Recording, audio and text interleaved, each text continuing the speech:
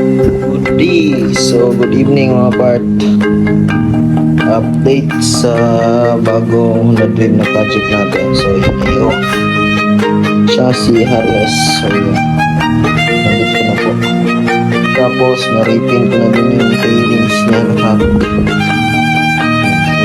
po yan. Ito yung ibang parts niya. So, ito kabit na po yan.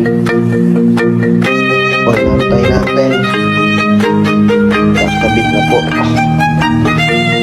Tara, let's go. Unahin natin to. Yung kanyang para sa taillight. So, fast update mga part. Yan na siya. Ayan siya. Civic style. Hindi tayo nilipin ko lang. Long pa rin yung kabilaan. Then, preset long. Ito na. Ito na yung engine. Smoothie. Kinahin natin mga isa. Sobrang bigat. Sige. Fittings ko na yung chain. Tapos, kita na yung axle niya sa likod. Fast forward tayo sa next na tayo kabit. So yan, fast update lang kasi rush to. Kasi medyo may lalakarin na naman tayo. Medyo kaya. Kaya kailangan ito matapos bago tayo magbiyahe. Let's go. Update sa unit na lagi.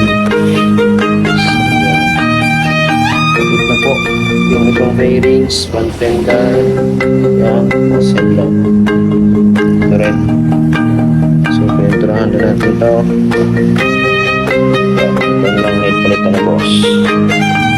Engine, goods na. Likod, goods na rin. Ito, naka metallic black rin.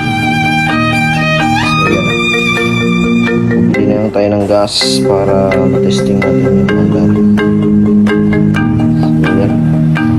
Ibang parts, kinabit natin ngayon.